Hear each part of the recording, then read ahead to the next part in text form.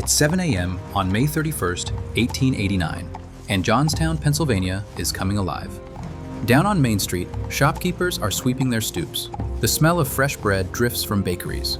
Factory whistles call men to the Cambria Ironworks, where they'll spend the next 10 hours turning pig iron into steel. On the corner of Washington and Locust, a mother buttons her daughter's coat. It's been raining for days, but children still have to get to school. A horse-drawn wagon splashes through muddy streets. Somewhere, a church bell chimes. This is ordinary life, unremarkable, forgettable. By 4:07 this afternoon, this street will be underwater. That mother and daughter will be fighting for their lives, and 2,209 people in this valley will be dead. In 14 hours, Johnstown will cease to exist. To understand what happened here, you first need to understand where Johnstown sat and why that geography made it a death trap. Picture a narrow valley carved between the Allegheny Mountains. Now imagine two rivers, the Little Conemaugh and Stony Creek, snaking toward each other, converging right in the center of town. Johnstown was built in that fork, squeezed into a triangle of land barely a mile wide. The mountains rose steeply on every side. Beautiful, yes, but they also meant there was nowhere for water to go. And there was always water. Johnstown flooded regularly. Basements filled every spring. Residents joked about it. They called their home the Flood City and learned to live with soggy carpets and mud-stained floors. But nobody was laughing about what sat 14 miles upstream, Lake Conemaugh, a man-made lake 2 miles long and a mile wide, held back by the largest earthen dam in the United States. 20 million tons of water, enough to cover 450 acres, sitting 450 feet above Johnstown in elevation. That's roughly the equivalent of Niagara Falls running for 36 straight minutes. All of it perched in the mountains, pressing against a wall of dirt. But this wasn't just any lake. This was private property, and its owners weren't worried about the town below. They were too busy fishing. The South Fork Fishing and Hunting Club was one of the most exclusive retreats in America. For $100 a year, more than most Johnstown steelworkers earned in 6 months, the nation's wealthiest men bought access to paradise. The member roster read like a who's who of Gilded Age power. Andrew Carnegie, steel magnate, the richest man in America. Henry Clay Frick, Carnegie's ruthless business partner. Andrew Mellon, banking heir, future Secretary of the Treasury. Philander Knox, attorney, future U.S. Senator. 61 members in total. Captains of industry, titans of finance. Men who controlled railroads, banks, and steel mills. Men who shaped the laws of a nation. 14 miles below them, their employees labored 12-hour shifts in suffocating heat, earning barely enough to survive. But up here, it was all sailboats and summer cottages, hunting and whiskey. Escape from the noise of the cities they built their fortunes in. There was just one problem. The dam holding back their private lake was falling apart, and they knew it. Engineers had warned them. Locals had warned them. The dam's own history had warned them. They didn't listen. They didn't pay. They didn't fix it.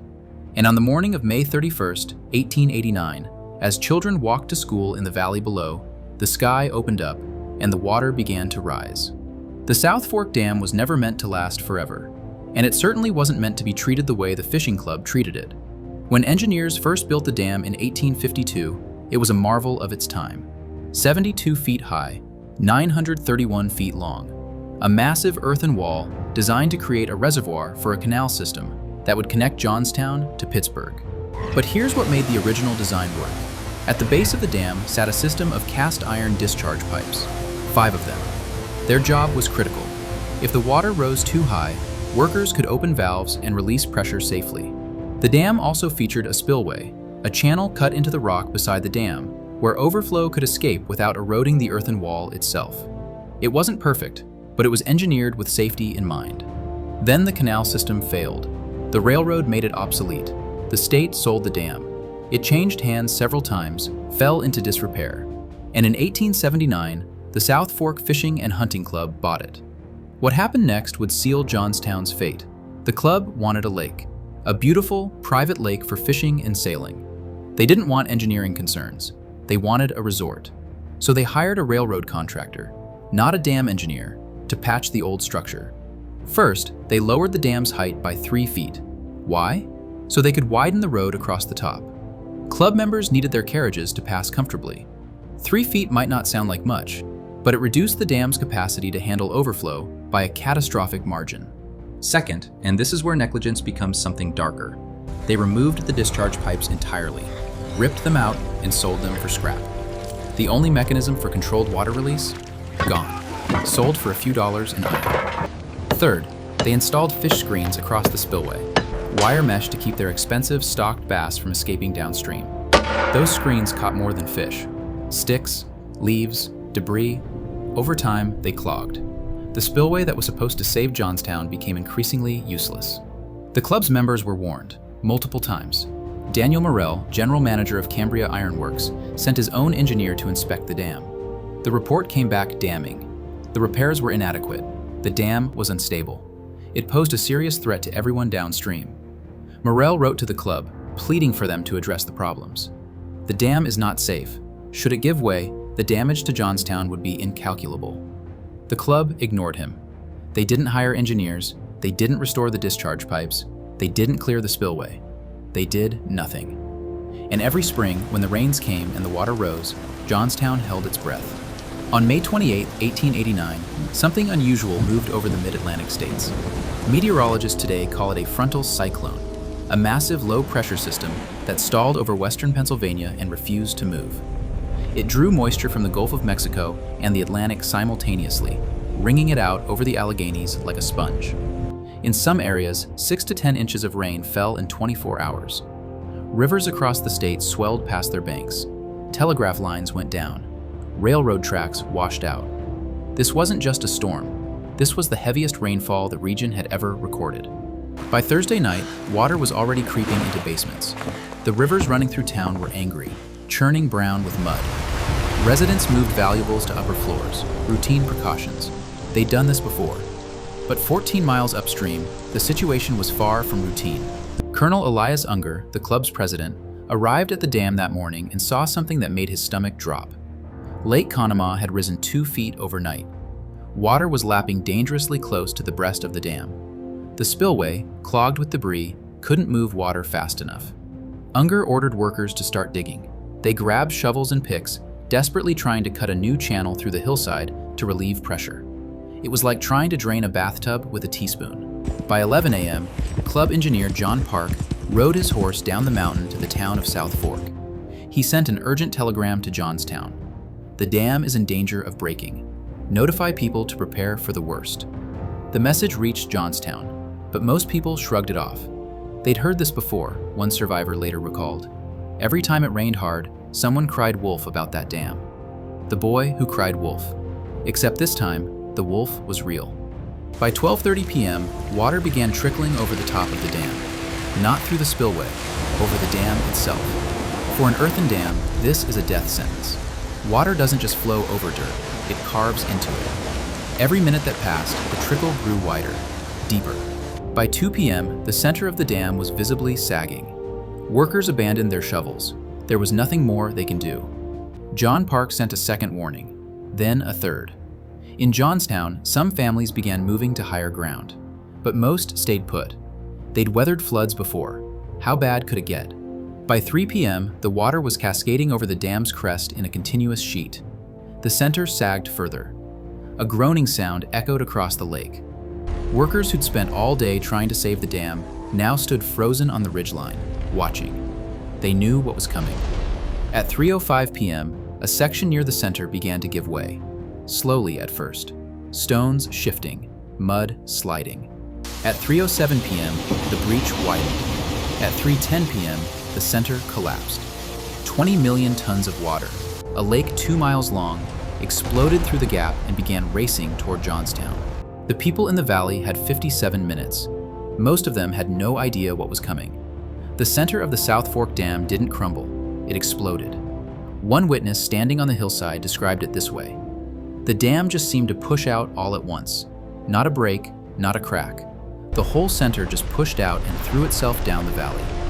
In an instant, Lake Conemaugh, all 20 million tons of it, began draining through a gap that widened by the second. Within minutes, the breach stretched over 400 feet wide. To put this in perspective, the water rushing through that gap was flowing at a rate equivalent to the Mississippi River at flood stage. Some engineers later estimated it exceeded the flow of Niagara Falls, all of it funneling into a narrow mountain valley, all of it heading downhill. The flood didn't flow, it launched. The valley below the dam dropped steeply, and gravity did the rest. The leading edge of the wave, a churning wall of water, mud, trees, and debris, reached speeds of 40 miles per hour, 40 feet high in some places, 60 feet in others. A moving mountain of destruction. 14 miles of valley lay between the dam and Johnstown. 14 miles of small towns, railroad yards, farms, and homes. The flood would consume them all in less than an hour. The village of South Fork sat just below the dam, home to a few hundred souls. They had the most warning and the least time. Some heard it before they saw it, a roar like continuous thunder, the ground shaking beneath their feet.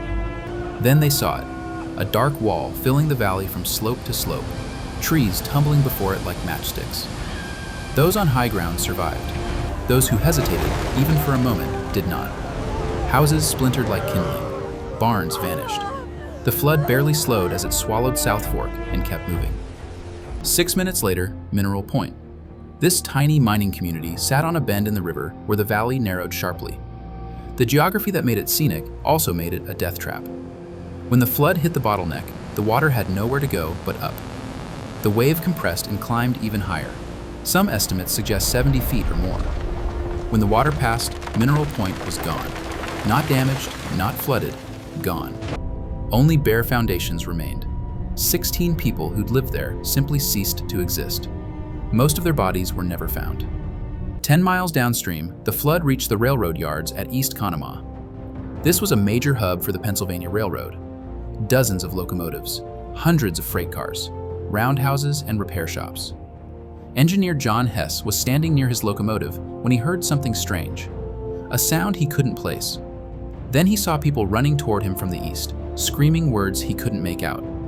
He climbed into his cab, looked up the valley, and saw it. Hess made a decision in that moment that would save dozens of lives. He tied down his whistle and ran. That whistle, a continuous, desperate shriek, carried over the roar of the flood. Workers in the rail yard heard it. Families in nearby homes heard it. Some understood what it meant. They ran for the hillsides. They survived. Others didn't. The wave hit East Conemaugh with devastating force. 33 locomotives, each weighing tons, were swept off the tracks and tumbled downstream like toys. One was later found a mile away, half buried in mud. 2 miles from Johnstown, the flood reached Woodvale, population approximately 1,000. Woodvale had almost no warning. The valley here was wide and flat, giving residents a clear view of what was coming, and almost no time to escape. The town was home to a large woolen mill.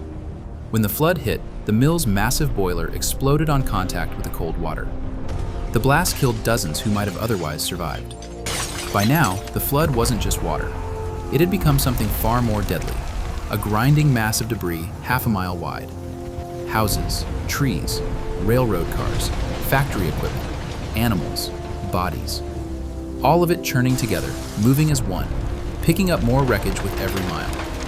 When the water receded, 314 Woodvale residents were dead, nearly 1 in 3.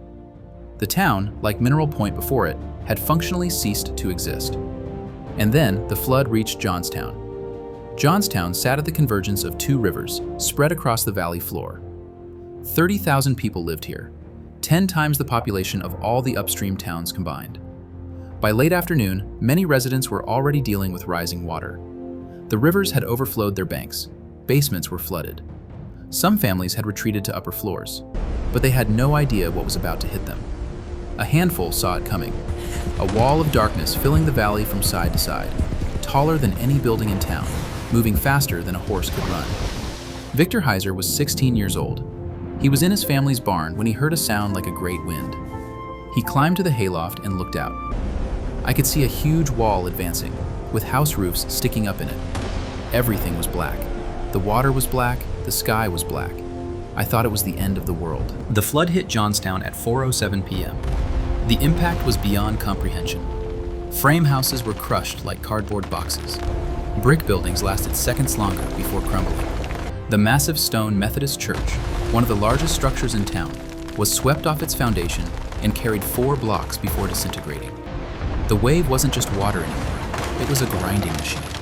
Houses crashed into houses, creating a rolling wall of shattered lumber and twisted metal that crushed everything in its path. Some people were swept out of upper-story windows and managed to grab onto floating debris.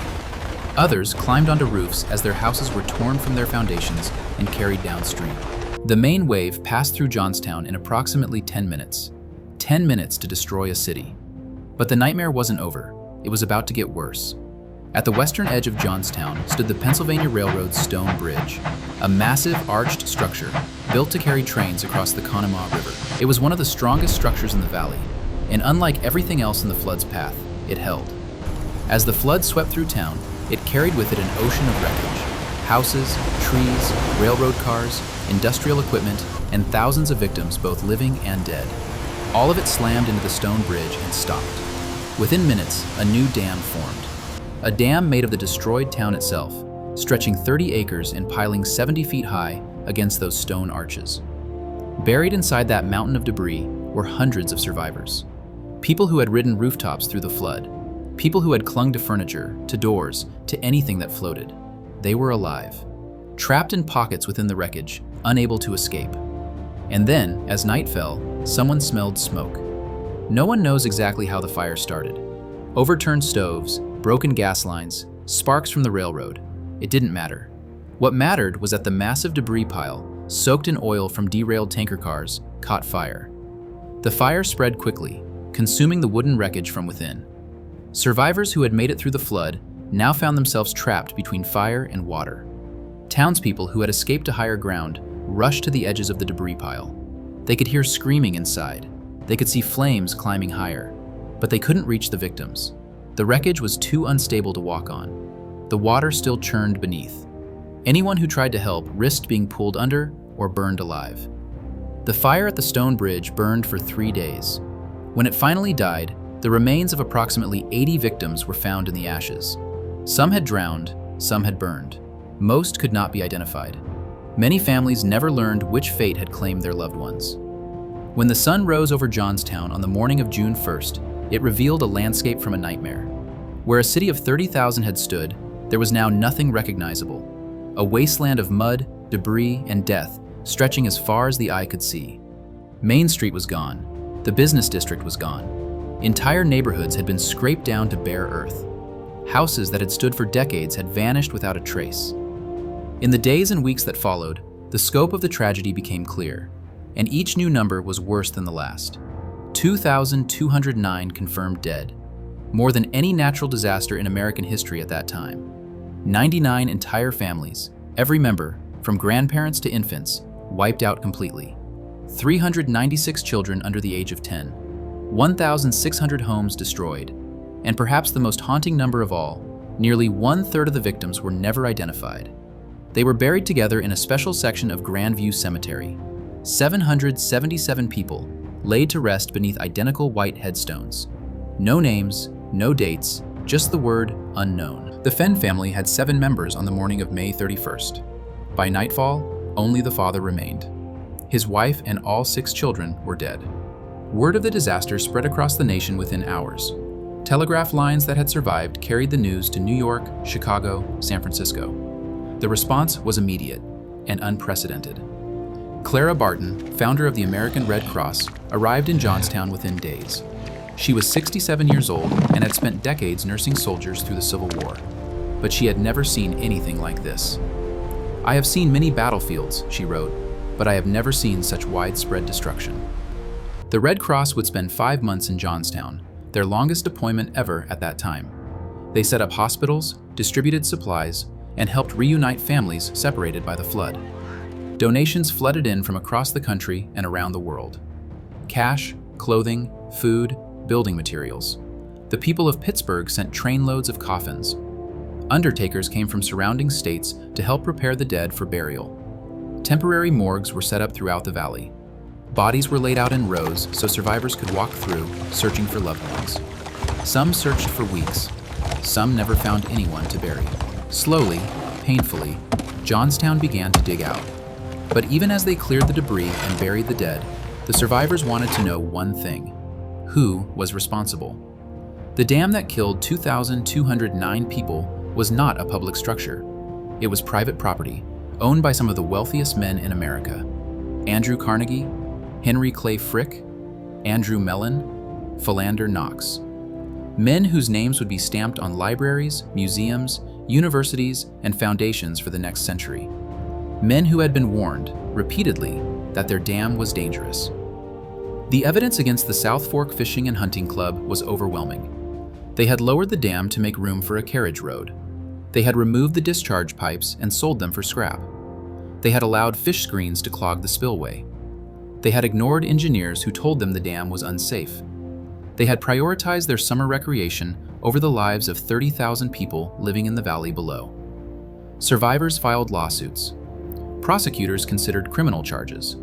The nation demanded accountability. And then, nothing. One by one, the lawsuits failed. Judges ruled that the club members couldn't be held personally liable. Juries were instructed that the flood was an act of God, an unforeseeable natural disaster.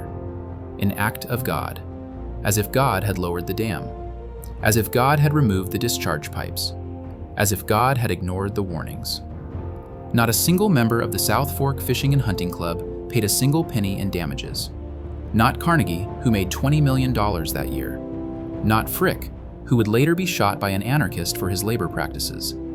Not Mellon, who would go on to serve as Secretary of the Treasury. The people of Johnstown received nothing. No compensation, no acknowledgement of wrongdoing, no justice. In the years that followed, some of the club members became famous philanthropists. Carnegie built libraries. Frick collected art. Their names adorn institutions to this day. None of them ever publicly acknowledged responsibility for Johnstown.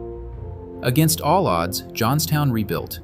Within 5 years, the steel mills were running again. New houses rose where the old ones had stood.